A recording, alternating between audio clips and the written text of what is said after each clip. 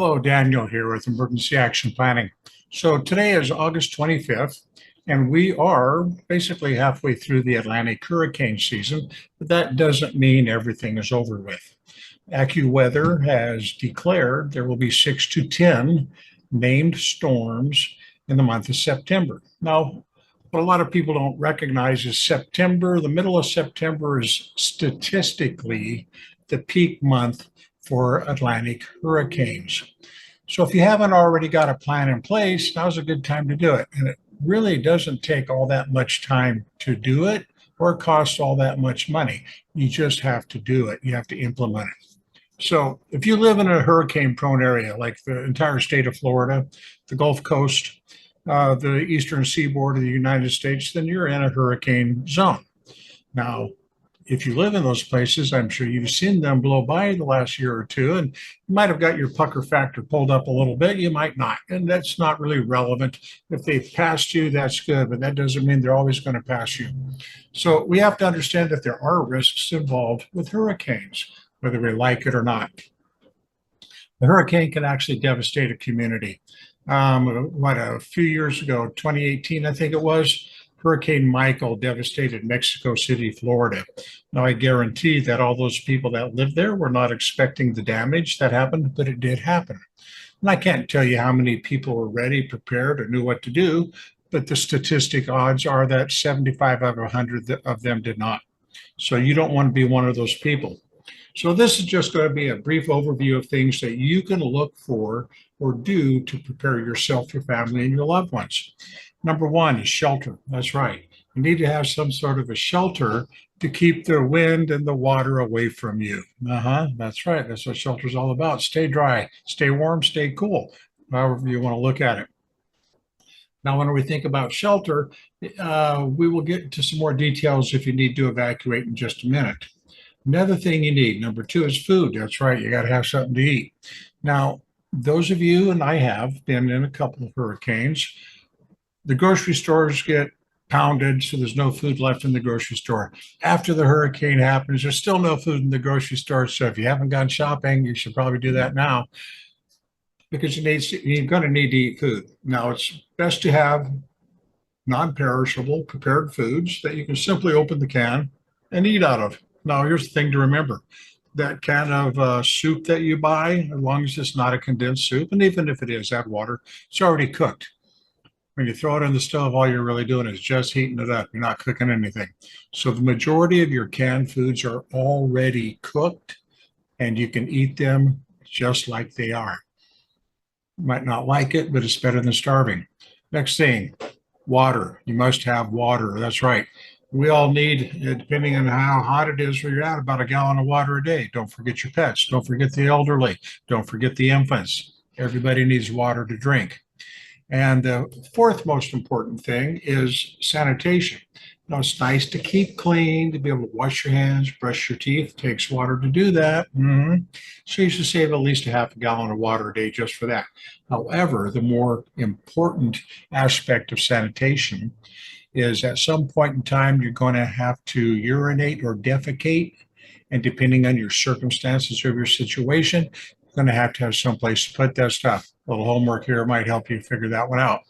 And then the last thing we want to briefly touch on is evacuation. Now, there's three things to think about in evacuating. Number one, I need to evacuate immediately because where I live is a high-risk area. Okay, cool. Number two, I don't need to evacuate. I'm not in a high-risk area. I can just camp here, park, have a couple margaritas, maybe a hurricane barbecue, and wait for the weather to blow by me. Pretty cool. And number three, I'm camped out. I'm parked here. There's nothing to worry about. Whoops, until something happens. Now, for whatever reason, it's no longer safe to stay home and you need to evacuate.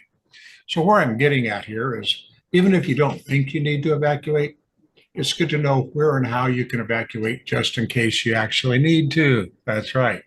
So how do we put this together? Well, we develop what's called a family emergency plan or a family disaster plan, whatever you want to call it. The family, everybody that's involved in this plan, needs to be part of the plan. It's important for everybody in the family to understand what is going to happen, what is going to go on, and how it's going to happen. And it's always good to task certain members of the family to do things. It gets them involved. It makes them part of the plan.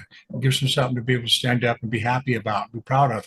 And it also helps you as a leader in your family develop leadership within your family. Now, there's several other considerations, like your emergency kits, communications plans. You always have to have a communication plan. We're not going to dive deep in those. The basics, just to get started, are your shelter, food, water, sanitation, and do you need to evacuate? That's a good starting point. If you want to get more deep into it, you can get my book, Family Emergency Disaster Planning, on Amazon. It's an inexpensive 60-page book. You can read it in an hour and implement it in a day or two. It's not that hard to do. So now let's go back and consider a couple things. 3 days worth of food, 3 days worth of water per person. Don't forget your pets, infants, and elderly people who might need more. Shelter to stay out of the wind or the storm. Remember, you want to hide from wind and run from water. That's right. If you can't, then if you can, you don't want to be there when it happens, or you want to have a barrier between you and it when it does happen, a shield of some sort.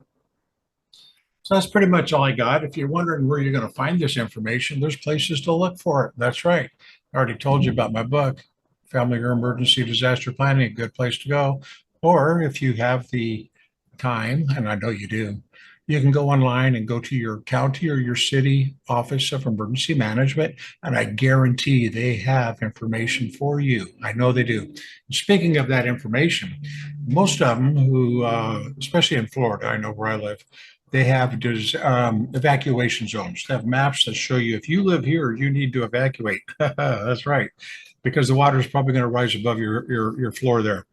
So it's good to look at those things. Do you need to evacuate or not? What do I need to put in my emergency kit? American Red Cross, good place to go. Uncle Google, American Red Cross, emergency kit. Yeah, they're going to give you a list of all sorts of stuff to do. Till next time, this is Daniel. I want you to stay informed and stay safe. And remember, once you put your plan together, it's good to review it periodically, like every 6 months or every year, because things change. That's right. Kids grow up. The infants are no longer infants. People might have moved. People might have moved in and don't know about your plan. People might have gone away, like your children going to college. So you need to update this plan as needed. Like I said, till next time, stay informed and stay safe.